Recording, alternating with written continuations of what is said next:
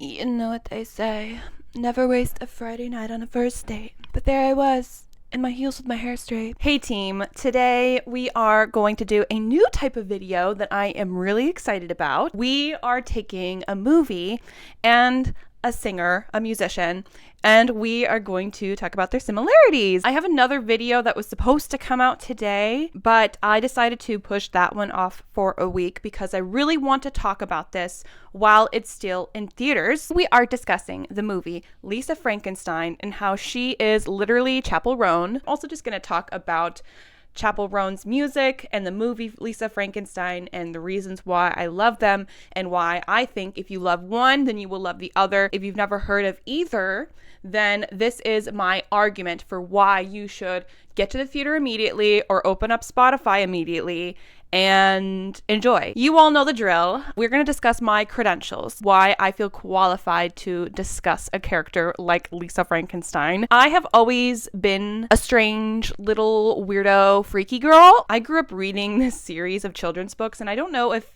anyone else has like heard of this or if this is like part of our collective like pop culture, like I've never had a unique experience type deal, but I love these books called Franny K. Stein. Franny K. Stein was like a little mad scientist child and a weirdo girl, and I was just obsessed with her. I wanted to be her. Watching this movie, I felt the same way. I had this movie when I was in high school.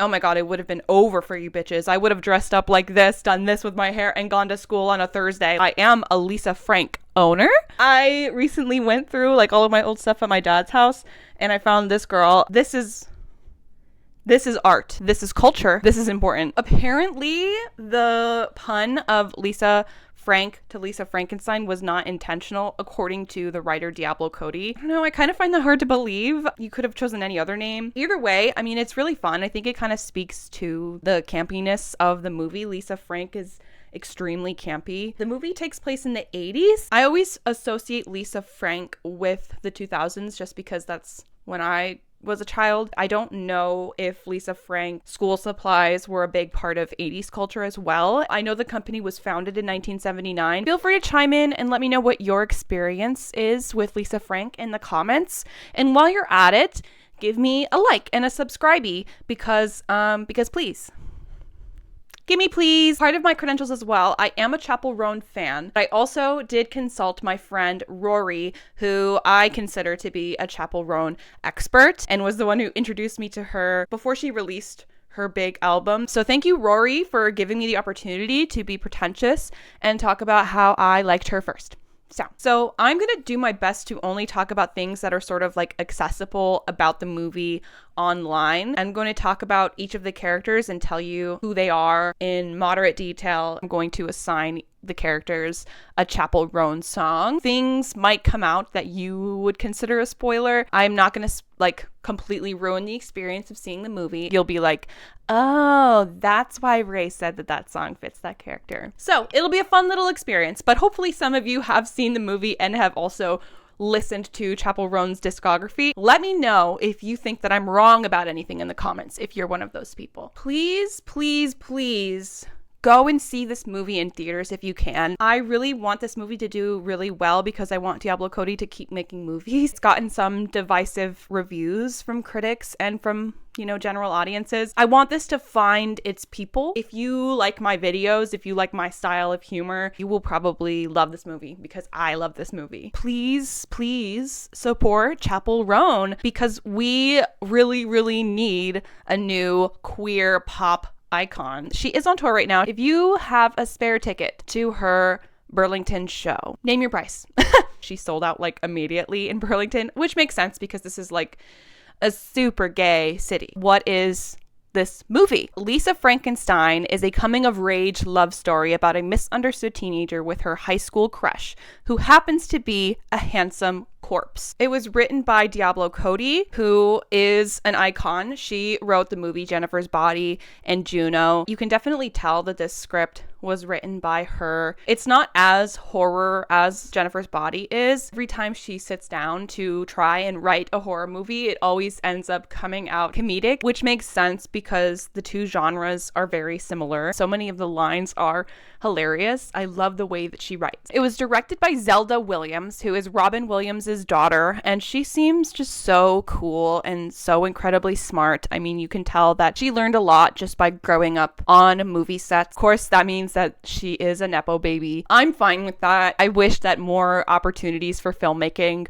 were given to people who were not like born into privilege. Zelda obviously is a female director, so for that alone, I'm stoked to see this movie and I want it to do really well. I think she did a really great job. This is her first movie that she's ever directed, and I'm excited to see more from her. So to give you a sense of the vibe, it is very Heathers. It's very Tim Burton. It is camp. That is sort of the running theme that connects this movie with this musical artist. We've got a cover of REO Speedwagon's Can't Fight This Feeling by JoJo. Wait a second. Is it JoJo Siwa or is it like JoJo? I think that it's just like American musician JoJo. Scratch that. I was going to make that be like a big deal, but we're gonna move on. So Zelda says that both taste and tastelessness suit horror and comedy really well. Balance of taste versus tastelessness is something that Chappell Roan talks about a lot as well. It's kind of like a thin line to balance. Like, are people going to get this? Sometimes poor taste can literally just be someone who doesn't know what camp means. The LGBTQ plus community kind of gets it. So Chappell Roan is an American singer and songwriter from the Midwest. Her music is very 80s synth pop inspired and early 2000s pop hits. She sings a lot about her experience of being a queer woman. She has drag queens open for her at her shows. Her album, The Rise and Fall of a Midwest Princess, was just released in September of 2023. It's been doing incredibly well. She's been featured on some talk shows recently. She's on this big tour that's selling out. I'm just so excited to see a musician like her writing the type of music that she's writing, being successful. So the inspiration for this video came from somebody somewhere on Brittany Broski's internet saying that Lisa's character design looks a lot like Chappell. So the like big red curly hair idea came from Zelda. Her big red hair and her style are all so cool and make so much sense for her. Chappell Roan has like similar hair. Hers is like a lot like redder. You can really see Chappell's like 80s influence in the way that she dresses in her promo photos. I don't think that they literally got Lisa's character design from Chappell. I think it's just like a fun coincidence and I'm here for it. Let me see. Do I have lipstick? If I end up getting lipstick on my teeth, will you guys tell me, but be nice about it? Let's start with Lisa Swallows. That last name. Yeah.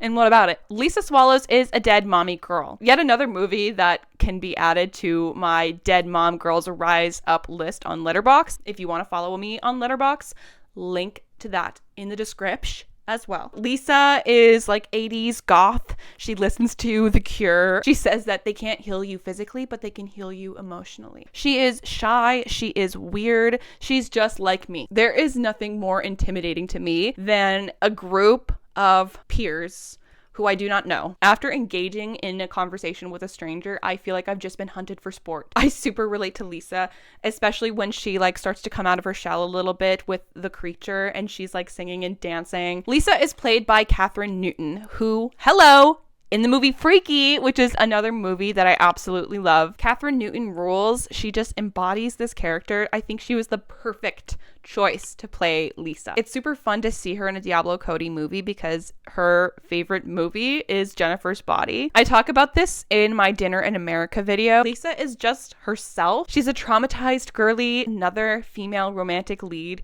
who gets to be strange. Zodiac sign that I'm giving Lisa, Aquarius, the weirdo sign. She is actually very talkative, but is seen as pretty shy at first. And I think that that speaks to the Aquariuses. The Chappell Roan song that I am going to give to Lisa is Red Wine Supernova. This is probably like the most iconic Chappell song. This is like what I think of when I think of her. It is so campy. It's a gay girl anthem. Lisa is not canonically gay, but in my mind, She could be bi. Reminder that any character that is seen having like a hetero relationship, don't discount them from the LGBTQ plus community. I like that Chappell writes songs that are very explicitly queer. I also want to give the argument that like love is love.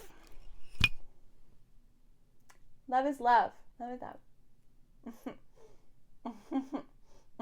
So yeah, I don't think that its queerness discounts it from being able to be applied to other types of relationships, because love is love, guys. Even if you are a straight person, I think that you'll really like Chappell Roan as well. So Red Wine Supernova is super channeling Britney Spears and Madonna, which really speaks to the 80s vibes of this movie. It's also very 2000s, which is an era that I love. I'm going to talk about some lyrics. Some of these lyrics are kind of like why I chose them for Lisa, and others are just ones that I really like. I just want to get to know ya. Guess I didn't quite think it through. Nuh-uh, girl. Fell in love with the thought of you. Now I'm choked up, face down, burnt out. Listen, okay, I am a singer in a band, but I'm not a pop singer. So forgive me. I can't sing like Chappell. I can scream like Courtney, but I can't sing like Chappell. This song has an iconic bridge that went viral on TikTok. Chappell goes, "Back in my house, I got a California king, okay. Maybe it's a twin bed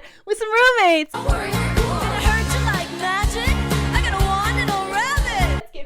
Get kinky, let's let this bed get squeaky." When Chappell performs this live, the way that she is hopping around during that part is so impressive, because it is not easy to sing and dance, people. She talks about like having cardio training to be able to perform this song in particular. I'm really regretting not getting those tickets to see her. Next slide. So our next character is Taffy. Taffy is Lisa's stepsister. She is a cheerleader. Now, if you are a Chappell Roan fan, I think that you can already see where this is going. Taffy really loves Lisa. They're kind of like new step siblings. Taffy's mom has been married to Lisa's dad for like a brief amount of time. It's the reason why Lisa has had to move and go to a different school. She immediately starts calling Lisa's dad. She is like, yes, Lisa is my sister. Do not mess with her. But she also gives a lot of like backhanded compliments, and she just wants what's best for Lisa. She's always just pushing her to get out there, be social, and have a normal high school experience. And I think that that's really great for her, even if sometimes she can be a little unintentionally mean. We are giving Taffy the sign of Libra. She really just wants everybody to get along. She can be pretty abrupt, but she is very outgoing. The Chappell song I'm giving to Taffy is Hot to Go. H-O-T-T-O-G-O. You can take me hot to go. Oh my gosh, wait, I know that Chappell does like a dance for it. Hang on. Hot to Go. Ah, the music video is so cute. So, okay, Chappell has talked about how she like has always wanted to be a cheerleader, and this song came about from doing like inner child work with her therapist. She chose to make this song that is very cheerleader-y, and it's so fun. Okay, so I'm watching the music video right now. This is my live reaction.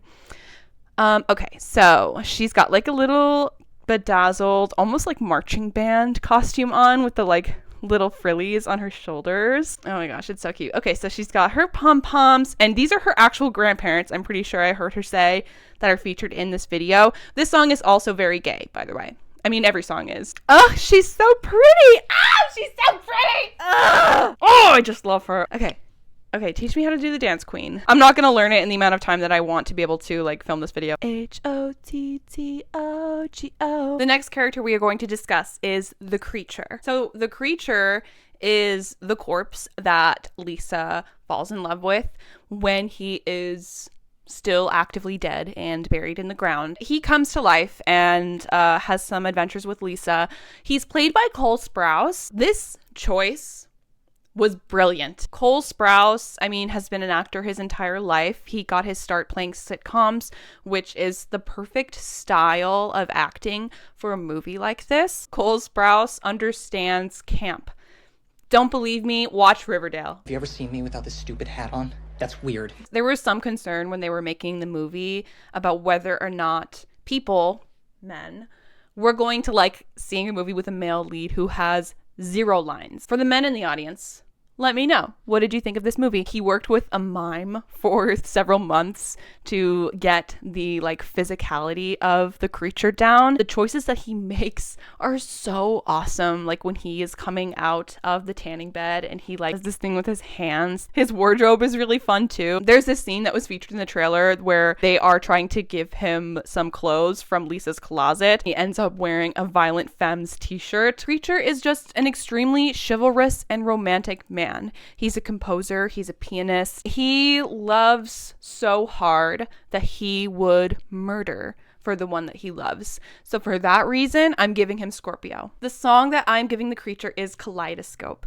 So this is one of the slower, more serious songs on the album. When this song comes on, it is time to yearn. My favorite lyric, and if you ever find someone who could write a better song for you, well, I love to see them try. Last character we are going to discuss is Michael, Lisa's crush. So he's not huge in the movie. There are other characters that play bigger roles that I could have talked about, but I chose to talk about Michael because he's got the 90s heartthrob haircut that I love.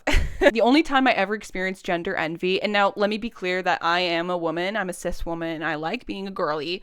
However, when I see a boy who's got the 90s heartthrob haircut, I'm like,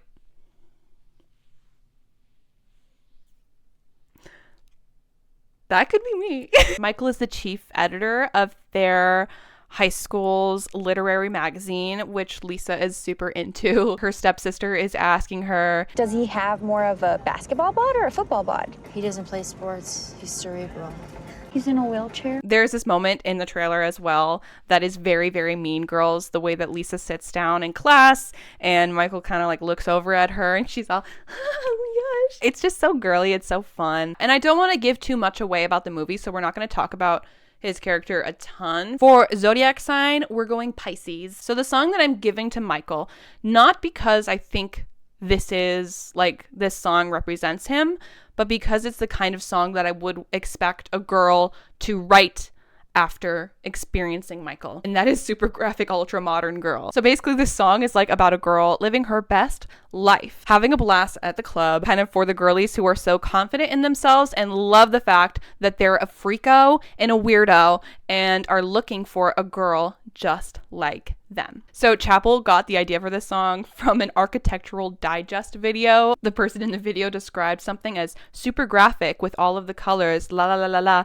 and Chappell was like, oh, bingo. In this interview I watched, interviewer says that you can always tell if something is going to be a pop banger if it has a spoken word intro. Hello, Bubble Pop Electric by Gwen Stefani. I couldn't agree more. I love the intro to this song. It's so silly. You know what they say, never waste a Friday night on a first date. But there I was, in my heels with my hair straight. I'm through with all these hyper mega bummer boys like you. We are here at the conclusion part of the video. My first conclusion, camp is good. I don't have anything like super intelligent to say about that. I mostly just want to talk about the fact that I love campiness. It's one of the things that I look for in like a comfort sleepover movie. I can see this movie becoming the type of thing that me and my best friend, bandmate, most beautiful person in the world, Morgan, watched together on her projector in her bedroom. Very girly vibes. Maybe we're wearing satin pajamas and we're doing our nails and we put on this movie. My next point is nostalgia always hits. We've been getting things like Totally Killer that just came out recently. It's based in the 80s. Stranger Things is based in the 80s. And I think that that's mainly just because the people who are like making movies right now, they're romanticizing that era. You know, when I was growing up in the 80s, there were some sort of modern takes on the Frankenstein story, like Weird Science. What would the female version be? I gotta do it. That's the nostalgic sweet spot for me. But pretty soon, my generation are going to be writing movies and directing movies. I think that we're going to get some 2000s nostalgia in more mainstream media. I would be so excited to see a movie in the style of Jennifer's Body come out today. Diablo has talked about wanting to do a sequel for Jennifer's Body, which is really exciting. That movie, was made in the 2000s, more just capturing that era. I think, really well. And so it's such a fun movie to watch today. Romanticizing past eras can also come some like uncomfortable, let's say homophobic, racist, etc. I think there's a way to be nostalgic without being mean, and I feel like this movie does it. My next conclusion is gay. So Chappell Roan is a queer pop icon of my dreams. She stands up for small town queer weirdos that get often overlooked. Also, Diablo Cody is queer as hell. I don't know what her actual identity is, but I can tell you that Jennifer's Body is explicitly queer. Even though Lisa Frankenstein doesn't have an explicit queer storyline, I still feel like this movie is going to go over super well with the girls and the gays and the days. At one point, there are cops in Lisa Frankenstein who are named Officer John and Officer Waters. So for those of you who don't know, John Waters is a filmmaker who rose to prominence with transgressive cult films in the 70s like Pink Flamingos. You've probably seen a clip from Pink Flamingos because it's where that iconic line with a drag queen getting interviewed comes from. Kill everyone now. Condone first-degree murder. Advocate cannibalism. Eat shit. It's like John Waters. A lot of people would be like, oh my God, this is like trash. And he's like, I know. This movie and her music have a lot of the same inspiration, a lot of the same vibe and tone. If this movie weren't set in the 80s and using 80s music, Chappell Roan's music would just fit so well in this universe. My last topic that I want to discuss is to just recommend a small independent artist. If you have never heard of Tiptoe, she is an independent pop icon. She released this album pretty recently called Hot Girls Don't Trust the Government, and I highly recommend it. I'm going to put links to her socials in the description so you can check out her music as well. So yeah, we're sponsored by Burly Girlies. If you want to listen to more music that was made by and for queer people, check out my band. I appreciate you being here. Thank you so much for watching. This was super fun for me to make. I love doing the outfits. I love doing the makeup. I'm having a great time. So I appreciate you giving me an outlet to do that. Yeah, thanks for being here. I'll see you in the next one. Bye.